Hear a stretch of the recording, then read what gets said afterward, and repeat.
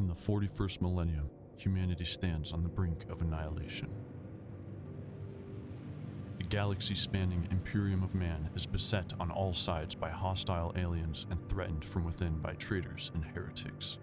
It is an age of constant war, a new dark age in which enlightenment is replaced by superstition, rhetoric, and blind prayer. To live in such times is to be one amongst untold billions existing in the cruelest and bloodiest regime imaginable. The most powerful and dreaded of the Imperium's defenders are the Space Marines, bioengineered superhuman warriors. They are humanity's last bastion against the terror. There is no time for peace, no respite, no forgiveness.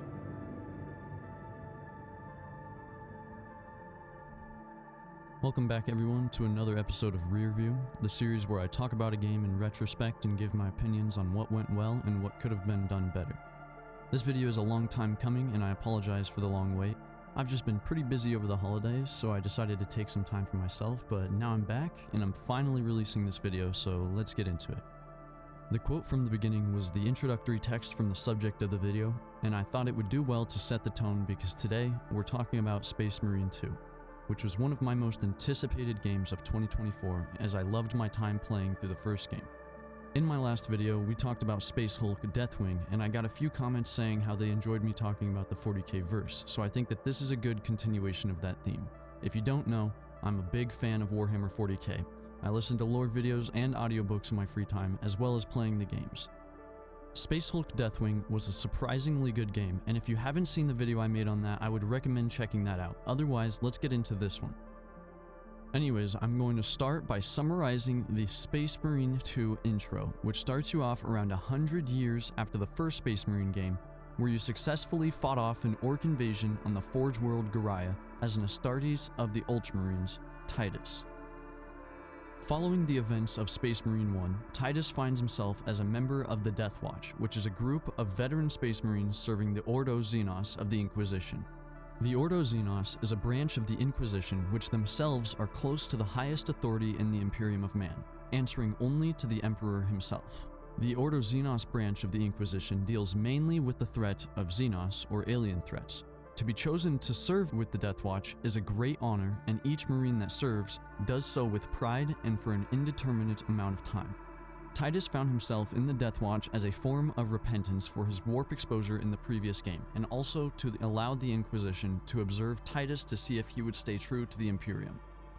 Fortunately for Titus, he serves his 100 years in the Death Watch without any incidents and finds himself on the planet of Kadaku, where the early stages of a Tyranid invasion are going on. The Death Watch is on Kadaku because members of the Adeptus Mechanicus on the planet have called for reinforcements to secure what is called the Aurora Project. This project is something that is being worked on to be used as a weapon and cannot be lost to the Xenos, so a ground defense is initiated instead of an orbital bombardment. On arrival of the planet, Titus's ship is attacked and he is thrown out of it by a flying Tyranid while the ship is shot down shortly after, leaving him as the sole survivor. Titus's mission is to deliver virus bomb ammunition to an orbital launcher facility while exterminating the Xenos along the way. After successfully delivering and activating the launcher, Titus must defend the area from hordes of Tyranids and enable the virus bomb to be launched into the stratosphere. Shortly after, more Tyranids swarm the area, resulting in Titus being cut down and mortally wounded by a hulking Tyranid Carnifex. Miraculously, the Ultramarines chapter detects the former Ultramarine Titus's life sign on Kadaku and sends the first company of the chapter to retrieve him. After being brought back to the Ultramarines battle barge, Titus then undergoes the Rubicon Primaris surgery in order to save his life. The Rubicon surgery is a process developed by Belisarius Cawl, a member of the Adeptus Mechanicus, which was a task given to him by the now-returned Primarch of the Ultramarines and Standing Lord of the Imperium, Rabuta Goldman. Crossing the Rubicon is a dangerous operation that transforms a Marine, making him stronger, faster, and more durable.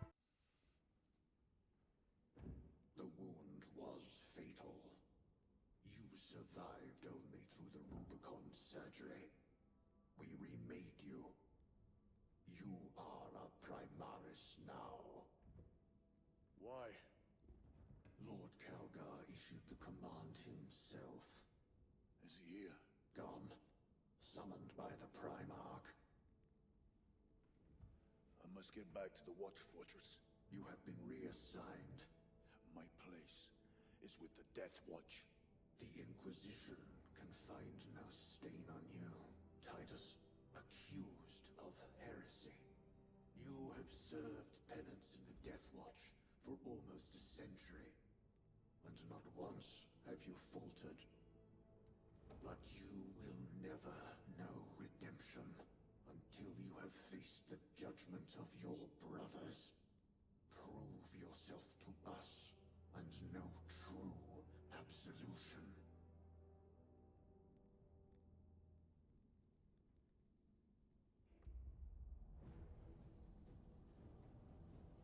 What is your life? My honor is my life. What is your fate? My duty is my fate. What is your fear? My fear is to fail.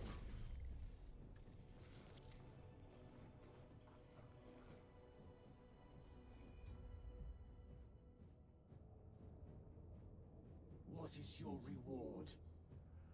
My salvation is my reward.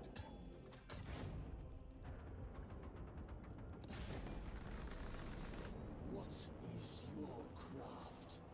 My craft is death. What is your pledge? My pledge is eternal service. So as you just saw right there, the operation was a success, and Titus's life was saved along with being accepted back into the Ultramarines chapter.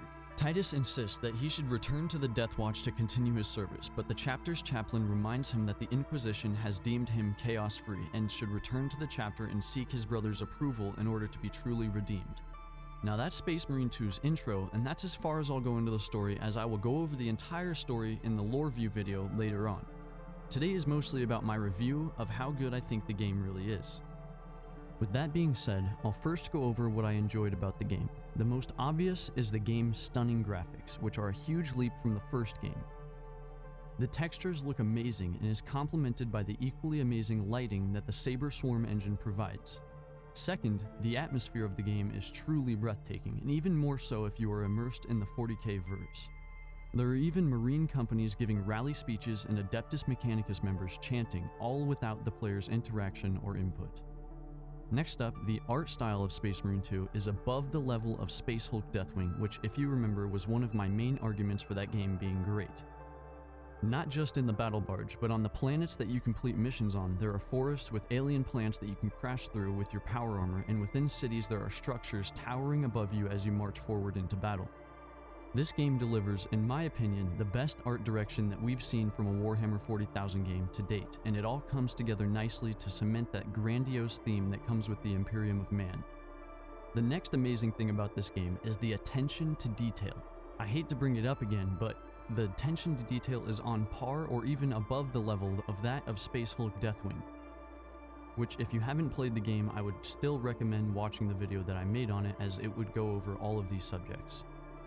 Now, for example, in Space Marine 2, I'll go over a few details that stood out to me just to paint a picture of how in-depth the developers went on this game. On the Thunderhawk that Titus rides in, there is a quote from the Ultramarines Primarch Reboot Guilliman that states, "To a Space Marine, the bolt gun is far more than a weapon. It is an instrument of mankind's divinity, the bringer of death to his foes, whose howling blast is a prayer to the gods of battle." Interestingly as well, the Thunderhawk is the same one from the first game, as they share the same name, the Lance of Jove. Another point is one that I brought up earlier, but it also makes sense to mention here. While walking throughout the battle barge, the Adeptus Mechanicus members can be overheard talking about various things like working a 22-hour shift with little sleep, or gossiping with one another in the Adeptus Mechanicus' own language, Binaric. Lastly, and minor spoiler alert if you haven't played the game yet, the Chaos Marines that you fight are followers of Tzeentch, and when you kill them, they spew out dust and warp essence instead of blood and gore. This may seem odd at first, but there is an actual in-lore reason for this to happen. The Thousand Suns Legion of the Space Marines were affected by a genetic fault that they've had since creation, and in an attempt to cure this fault, Chaos Sorcerers performed a ritual called the Rubric of Ahriman. This ritual, however, did not cure the fault, and instead turned all of the Space Marines into warp dust and fused the sorcerers' bodies to their suits of armor, actually making them much stronger. The Marines that were turned to dust, however, were not lost, as their souls had been tethered to their armors, allowing them to fight on without a body. So that explains why the rubric Marines in the game turn to dust when they die, and also why when you kill a Tzeentch sorcerer, they still have their bodies and blood comes out from defeating them. All of these things may seem small, but they all come together to build and reinforce the world of Warhammer 40k, which is why I appreciate the details that have gone into this game, as it shows a true dedication and passion towards the verse. Moving on to the last point of this section, I enjoyed the combat very much, and I would even compare it to the Batman Arkham video games with the fluidity of combat, though Space Marine 2's combat I think requires a bit more focus and skill. I thoroughly enjoyed the amount of weapons in the arsenal that you can use, bringing back a plethora of classic Space Marine tools of destruction like the plasma rifle and the heavy bolter. Alongside the combat, some of the most fun I've had in the game was teaming up with a couple random people in the PvE missions and just grinding through them with each other, having a blast. It was in those moments that brought me back to the old Xbox 360 days where I would play with and make new friends with random people in the game, forming friendships while having fun. For this next section, I'd like to touch on what I didn't enjoy or what I thought could have been worked on a little bit more, and thankfully there isn't a lot of that here. I did actually find myself enjoying PvP, but only for a moment, since there are only a few maps and a few game modes and not a lot to work towards in progression. I found that part of the game to be repetitive. Personally, and I'm not a game developer, so this may not be a great idea overall, but I think that PvP should not have such restrictive classes, or should at least have a more open-ended loadout customization system, as I wasn't a big fan of the class setups. I think that being able to use a wider variety of weapons in each class would balance the PvP mode a bit more, which takes me into my next point. Continuing with the PvP, lastly, I thought that the mode was very unbalanced, and since they do have class setups, I think that the classes need to be better balanced to offer a better player experience.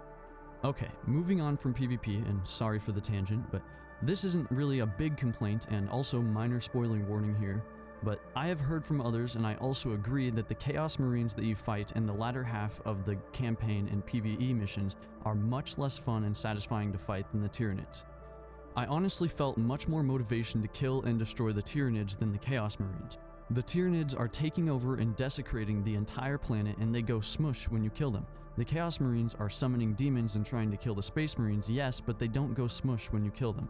Again, that's just a minor complaint, but I'm grasping at straws trying to fill the complaint section here, so give me a break. My final complaint about the game is twofold. The progression in the PvE side of the game is very stagnant, and that's because of 1, the unlocking of cosmetics is slow and grinding, and 2, the amount of PvE levels is fairly low. Even though each level can take around an hour to complete, and I know they are adding more, the amount of missions you have to play to unlock what you want can make the grind very repetitive and tedious, maybe even especially because of the length of the missions. Now, that isn't to say I didn't enjoy the PvE side of the game or its missions, because I very much did. It's just that the grind for the cosmetics and weapon upgrades is tedious, which I guess is why it's called the grind. So there you have it. I've summarized the intro of the game, and I've given my pros and cons. Now it's time I leave you all with my final thoughts. I thought the campaign was fantastic, and might be the best Warhammer 40,000 game campaign we've had, just off of satisfaction and enjoyment. I greatly enjoyed my time playing as Titus, and even enjoyed playing alongside other people in the PvE mode, though I'll admit the campaign is the star of the show here. I'd also like to reiterate just how much I appreciated the art direction, attention to detail, and gameplay mechanics that all come together almost seamlessly to provide such a great gameplay experience. Even though the game does have its flaws, they aren't grating enough for me to give this game even close to a bad rating. Now, with that in mind, I'd like to extend my recommendation for this game, and I hope you'll look forward to your time within it if you haven't played it already. Since we're at the end of the video, I'd like to thank my returning viewers for joining me in another RearView episode. If you're new, consider subscribing for more videos like this. Leave a like if you enjoyed, a comment if you have any game recommendations for me, and as always, thanks for watching, and I'll see you next time.